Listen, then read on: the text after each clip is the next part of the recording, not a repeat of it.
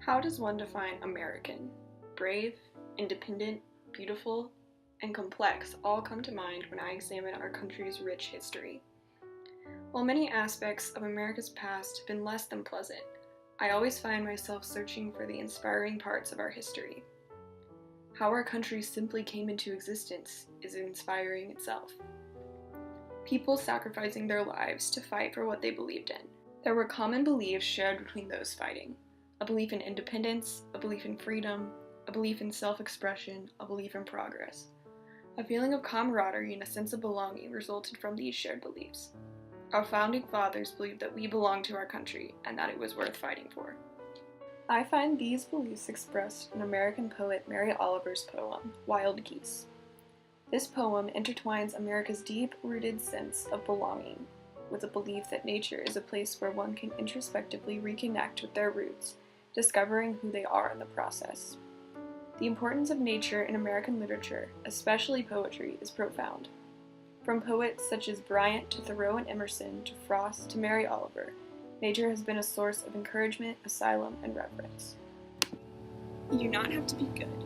You do not have to walk on your knees for 100 miles through the desert repenting. You only have to let the soft animal of your body love what it loves. Tell me about despair, yours, and I will tell you mine.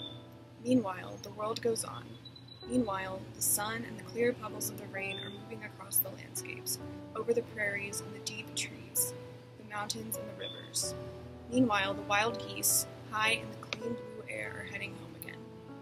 Whoever you are, no matter how lonely, the world offers itself to your imagination, calls to you like the wild geese, harsh and exciting, over and over announcing your place in the family of things.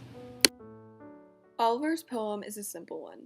As a free verse poem, it lacks rhyme scheme and consists of only one stanza of 18 lines. Even throughout the poem, Oliver uses simple diction and few rhetorical devices. But despite its simplicity, the poem speaks profoundly and directly.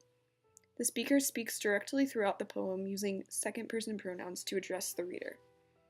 This direct writing creates a sincere personal connection with the reader, emphasizing the theme of a personal connection with nature.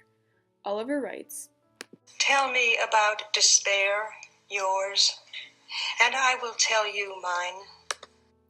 Oliver addresses that every person, as a human being, has troubles and worries, and this creates a commonality between us. This connection happens early on in the poem and continues to be pursued throughout it. Oliver discusses how we shouldn't focus on or have to answer for the mistakes we have made in the past. You do not have to walk on your knees for 100 miles through the desert repenting. We must focus on what we love, pursue our passions, and discover what we believe in, finding ourselves in the process. And while all of this is happening, time continues on in its irritating perpetual nature.